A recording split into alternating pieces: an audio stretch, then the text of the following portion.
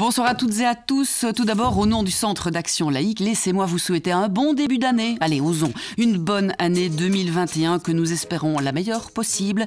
Restons optimistes. Libre Ensemble, Catherine Ax, Jacques Nizan. J'ai le plaisir de recevoir ce soir dans Libre Ensemble le professeur Jean-Michel De Waal. Bonsoir professeur. Bonsoir. Professeur en sciences politiques à l'ULB et Ricardo Gutiérrez. Bonsoir Ricardo, secrétaire général de la Fédération européenne des journalistes. Il y a un an, la Commission européenne présidée par Ursula von der Leyen prenait ses fonctions. À l'époque, rien ne pouvait laisser présager ni la violence de la pandémie qui allait heurter l'Europe et le monde de plein fouet quelques mois plus tard, ni ses effets sur l'économie. On s'interroge ce soir sur le travail effectué, notamment en matière de respect de l'état de droit, mais aussi le manque de solidarité entre ces pays européens pendant la crise du Covid et les atteintes aux droits fondamentaux. Comment le Covid fut peut-être l'occasion pour certains de renforcer des mesures coercitives. Et puis, nous sortirons des frontières de cette Europe pour voir avec vous, Ricardo Gutiérrez, comment en Biélorussie une contestation s'est organisée et est aux mains des femmes. Alors, professeur De Waal, je vais commencer avec vous. Un an de travail pour la Commission européenne d'Ursula von der Leyen. Quel est le bilan? La question revient souvent, c'est quel est l'état de la démocratie, son fonctionnement à l'heure d'aujourd'hui, début 2021? Il faut dire qu'être responsable politique aujourd'hui, c'est quand même très compliqué. Je suis habituellement un homme qui a un esprit critique bien développé, mais je pense qu'il faut d'abord commencer par reconnaître l'immense complexité de tous les responsables politiques devant une situation totalement inconnue, dont on est dans une incertitude absolument complète, et donc il est évidemment toujours très facile, 3 mois après, de dire ce qu'on aurait dû faire, de ce qu'on aurait pu faire. On sent bien des sociétés extrêmement angoissées, extrêmement polarisées, et donc être responsable politique de gauche, de droite, écolo, tout ce que vous voulez, c'est tout de même extrêmement compliqué. Et alors, gérer l'Union européenne, qui doit gérer le Brexit, qui doit gérer cette crise économique, cette crise sociale, soyons modestes, j'éviterai de donner quand même trop de leçons aux responsables politiques. Il y a certainement des critiques à faire, mais néanmoins, il faut rappeler que la santé n'est pas un domaine de l'Union européenne, et donc quand on reproche à l'Union européenne de ne pas en avoir fait assez, la bonne critique que voilà, fallait-il encore que l'Europe s'occupe de la santé. Donc c'est toujours un peu les personnes qui sont les plus critiques de l'Europe, mais qui sont critiques parce qu'elle n'a pas assez de pouvoir. Il y a là un paradoxe assez étonnant, et on se rend bien compte qu'un domaine comme la santé aujourd'hui gagnerait à être géré à haut niveau supranational, au minimum, je dirais, au niveau de l'Union européenne, au niveau de l'OMS, au niveau mondial, bien entendu, parce que les frontières européennes, les frontières sont aujourd'hui mondiales. Donc je pense que le bilan de la Commission européenne est critiquable par certains points de vue, mais d'autre part reflète l'état des tensions entre les États européens, et un plan de relance, c'est une première du genre, a été acquis. C'est un moment historique pour l'Europe. Rappelons-nous la Grèce, combien les États refusaient d'aider la Grèce, ou simplement de laisser un peu de mou à la Grèce. Cette fois-ci, on va quand même beaucoup, beaucoup plus loin. On a réussi la sortie du Brexit. On verra bien exactement comment ça fonctionne. L'achat de vaccins, heureusement tout de même que ça a été fait au niveau européen, parce que si ce n'est pas fait au niveau européen, soyons clairs, les Allemands raflent tout et les Bulgares n'ont pas de vaccin. Donc voilà, on va passer à toute une série de questions sur les libertés individuelles, sur tout ce qu'on aimerait que l'Europe fasse en plus, en mieux, mais je pense qu'il faut être de bon compte, et je pense que les critiques ne sont acceptables et recevables que si on commence d'abord par dire tout ce qui a été réussi dans une année dramatique, et je trouve que le bilan donc n'est pas aussi si mauvais que cela.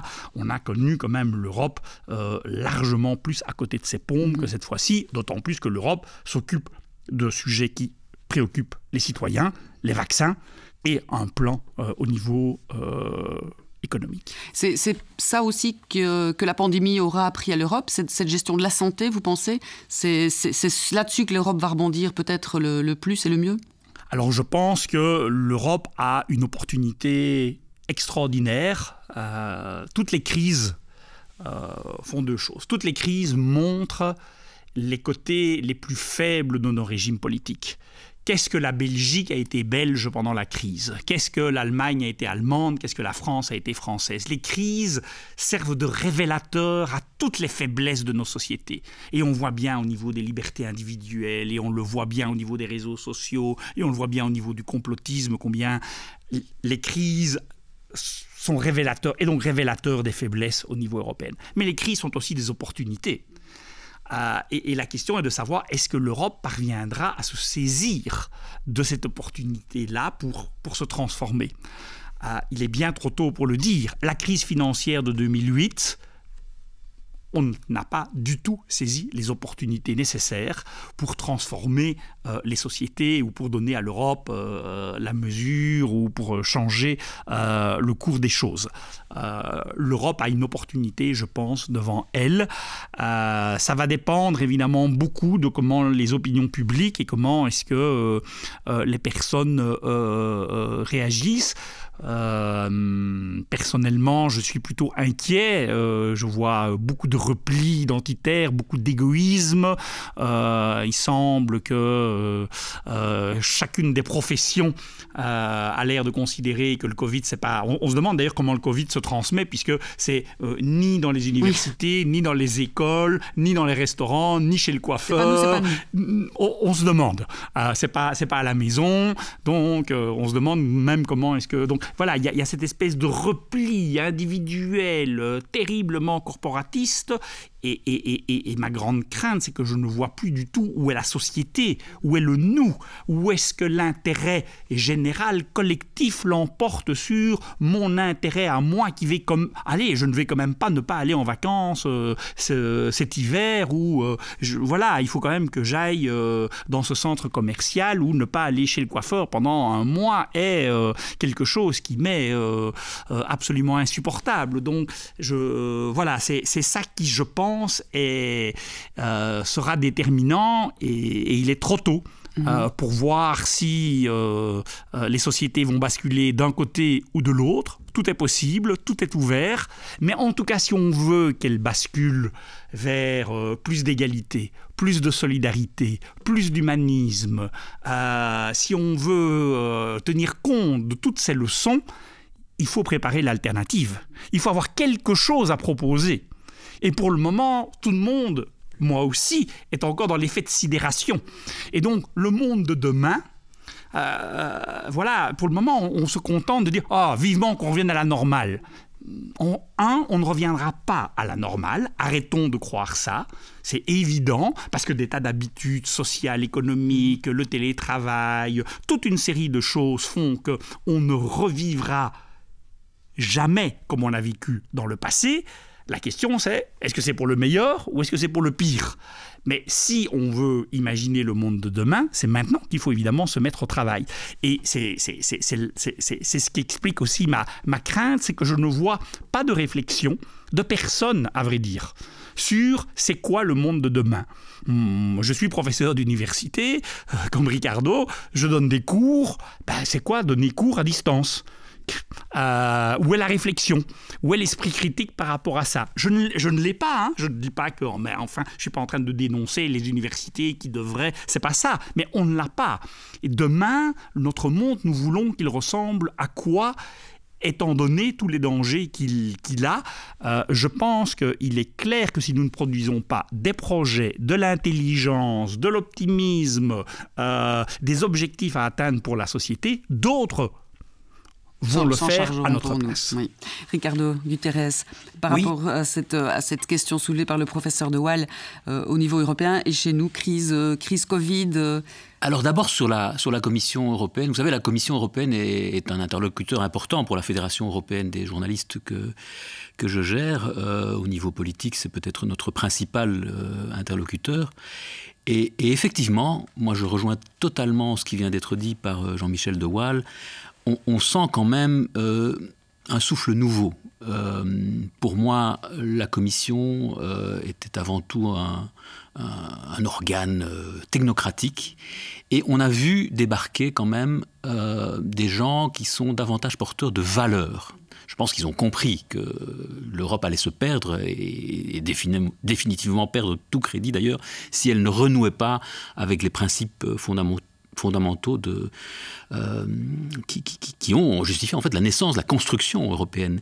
Et on le sent même dans l'intitulé de certaines compétences de ces commissaires. Nous, on travaille beaucoup avec Vera Jourová, qui est la commissaire tchèque, la vice-présidente de la Commission en charge des valeurs et de la transparence. Voilà. Une commissaire en charge des valeurs et de la transparence. Voilà. Je veux dire, ça montre.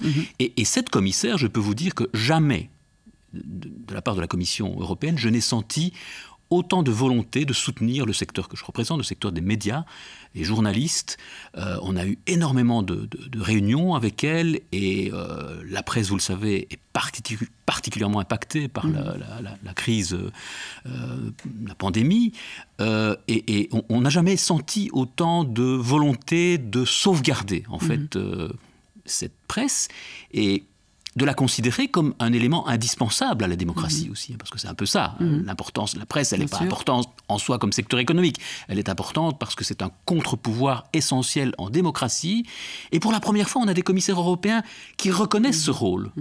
Et ça, je dois vous dire que c'est pour nous un soulagement de voir enfin ce secteur pris considéré à sa juste valeur en quelque sorte, et pas juste comme un secteur économique de plus. Ça ne veut pas dire qu'on est plus important que les autres, mais ça veut dire tout de même qu'on a besoin d'une attention particulière et qui n'est pas ici, mon point de vue n'est pas corporatiste. Vous savez, je dis souvent, quand je défends la liberté de la presse, je ne défends pas le privilège des journalistes, je défends le droit des citoyens à accéder à l'information. Liberté d'opinion et là, voilà, je sens, comme Jean-Michel de Waal l'a si bien exprimé, un souffle nouveau, mais qui était indispensable.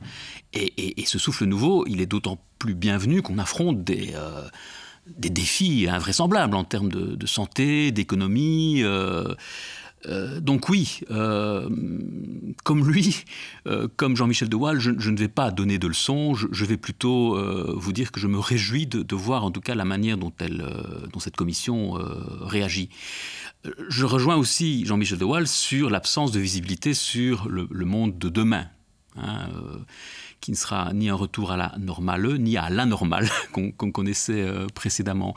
Et notamment, on en parlait hors micro avant cette émission, sur le défi climatique, l'environnement.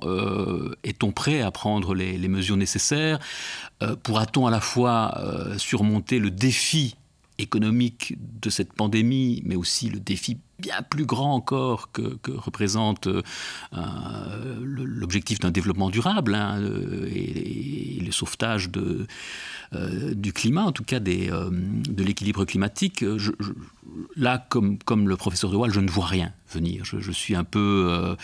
mais bon, voilà, j'ai l'énergie du désespoir. On se dit qu'on ne peut pas quand même baisser les bras et j'ai plutôt envie de retenir les éléments positifs, en tout cas, qui me permettent de ne pas être totalement déprimé.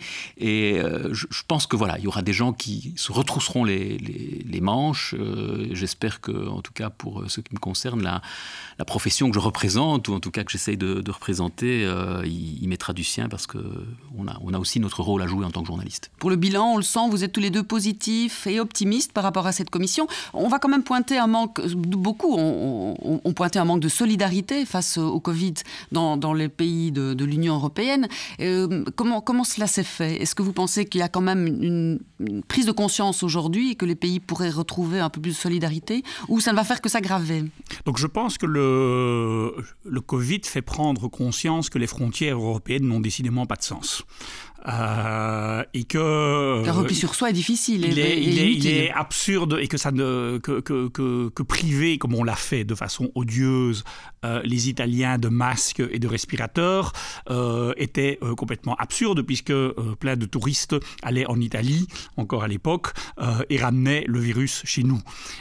Et donc, quelque part, le Covid montre que il nous fait prendre conscience que nous sommes tous sur le même bateau, que nous sommes tous sur la même planète et qu'il n'y a aucun sens à vouloir faire une petite citadelle.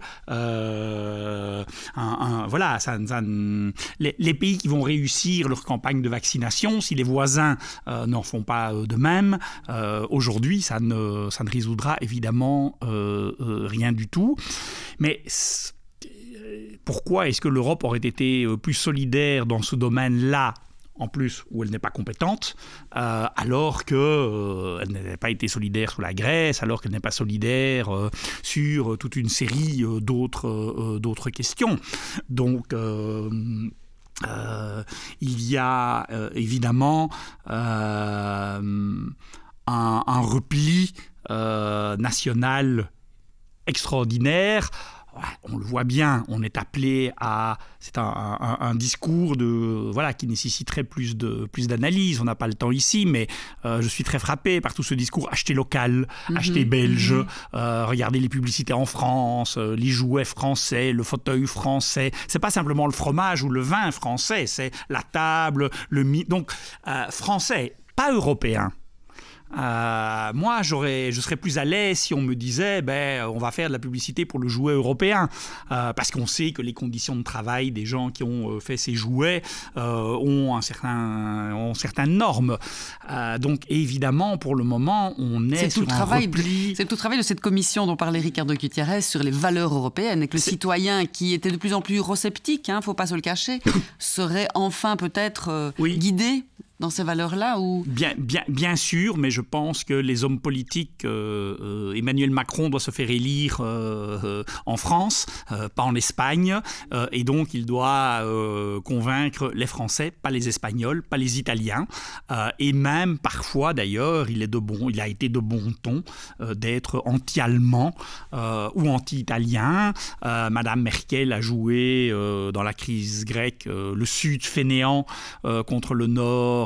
Mais bon, écoutez, on est drôle, nous, ici à Bruxelles, parce qu'enfin, on est dans un pays où on connaît quand même ça très très bien. Rendre les Flamands responsables de tout ce qui ne va pas en Wallonie, pas un bon exemple, et tous les Wallons fainéants et drogués vus par certains partis politiques flamands. Bon, étant donné qu'on connaît cela très très bien en Belgique, les mêmes causes sont les mêmes effets. Et non, voilà. Alors, est-ce que cette crise peut permettre l'émergence d'un sentiment européen ? Si les vaccins fonctionnent bien, si les achats de vaccins fonctionnent bien, si on peut coordonner les mesures, si le plan économique, à mon avis, qui est beaucoup beaucoup trop faible, il n'y a pas du tout assez d'argent pour lancer l'économie. Mais bon, je comprends bien que dans un premier temps, il fallait passer par là. Il faudrait 2, 3, 4 fois plus quand on voit ce que Obama a relancé et a investi pour relancer avec grand succès l'économie des États-Unis. Le compte n'y est pas en Europe. Alors, est-ce qu'on peut tabler là-dessus ? On peut on peut l'espérer, mais dans le repli national, je crains que ce qui intéresse les Auvergnats, c'est ce qui se déroule en Auvergne. De nouveau, en Belgique, quand à Anvers ça a explosé, on était tous à montrer les Anversois du doigt, et je crains que si une commune de Bruxelles est plus frappée, on va vouloir construire un mur pour isoler la commune de Bruxelles. Donc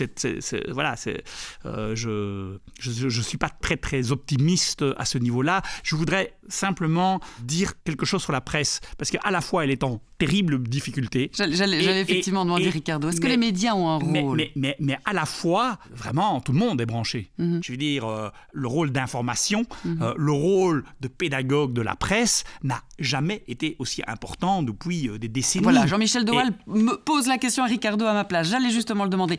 Les médias, Ricardo Gutiérrez, ont vraiment un rôle à jouer au niveau européen aussi et surtout. Alors, plus qu'un rôle, ils ont une responsabilité en tout cas. C'est sans doute ce que Jean-Michel Doal voulait dire. Une responsabilité parce que d'abord, il y a une circulation insensée, invraisemblable de fake news, de désinformation autour des vaccins, autour de...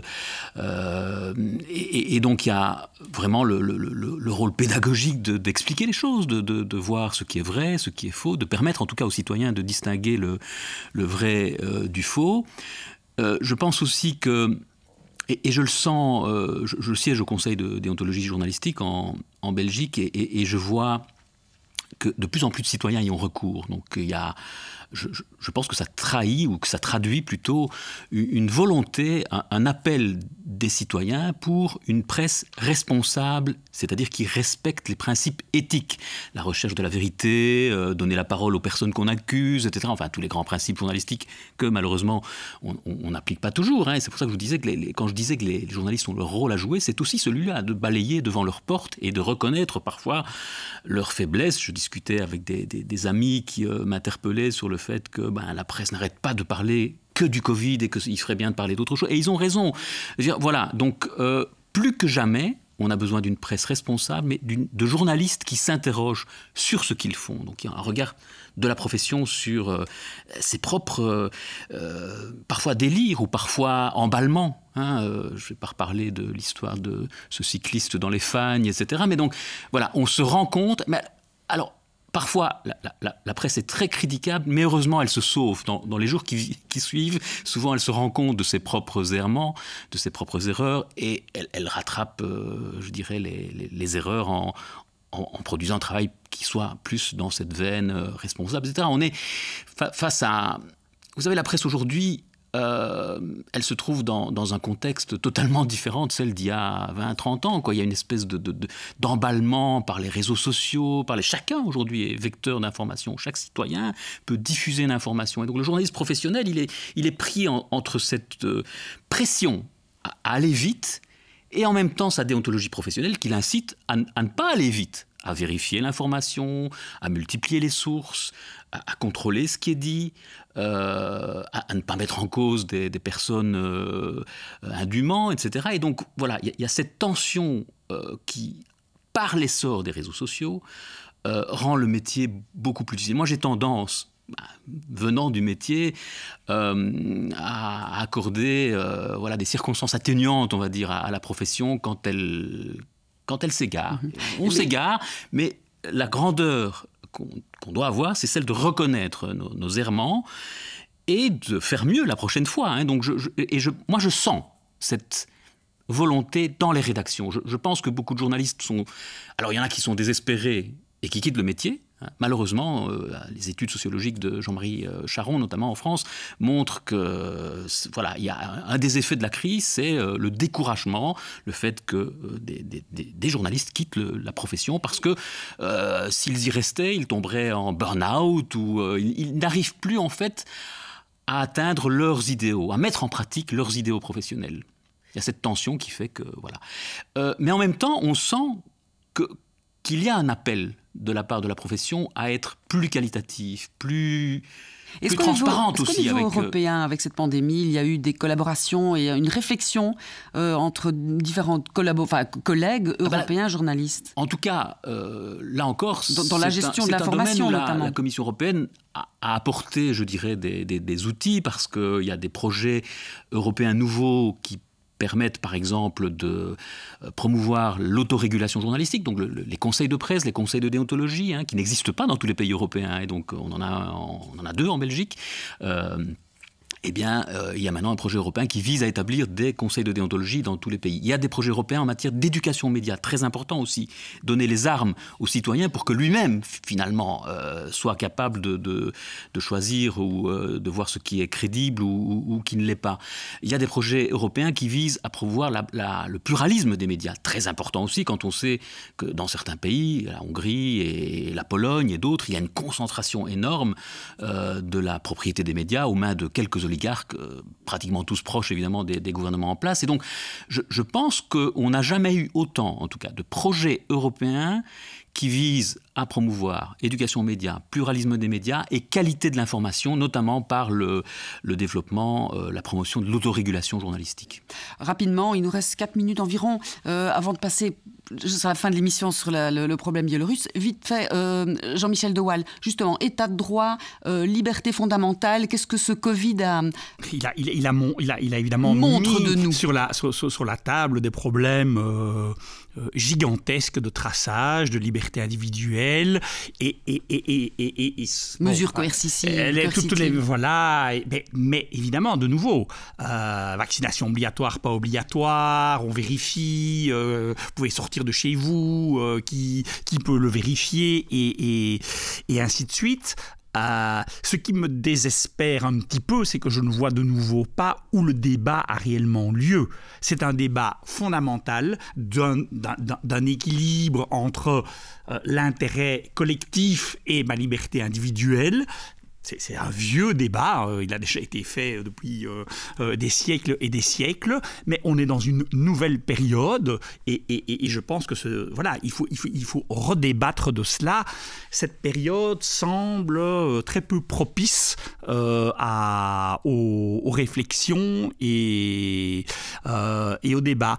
Ricardo Gutiérrez, le Parlement européen dont on parle, a décerné aussi jeudi 22 octobre le prix Sakharov des droits de l'homme. C'est souvent un prix qui précède un prix Nobel de la paix, oui. On le sait, à l'opposition démocratique en Biélorussie. Expliquez-nous rapidement pourquoi et pourquoi il faut garder à l'œil ce pays-là. Il y a vraiment une opposition aux mains des femmes, et ça c'est tout à fait historique aussi. Oui, aux mains des femmes et à travers elles la société civile.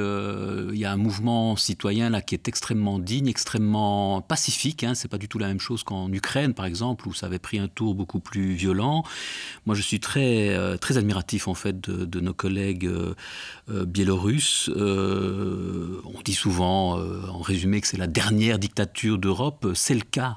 Loukachenko a une emprise terrible sur la société. Malheureusement, on a été très indulgent avec la Commission européenne, avec les organisations internationales. Ici, je le serai un peu moins.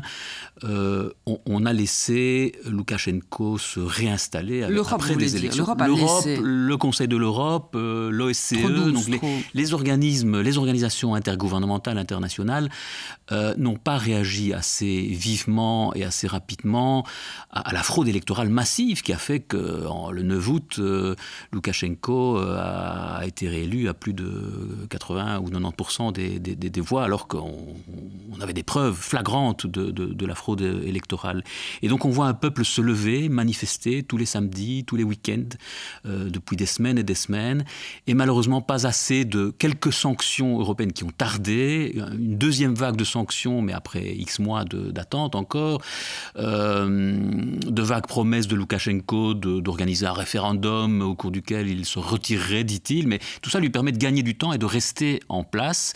Alors, j'ai eu mes collègues de l'Association biélorusse des journalistes ce matin au téléphone. Il y a 8 journalistes actuellement en prison en Biélorussie. 480 journalistes ont été détenus en 2020 en Biélorussie.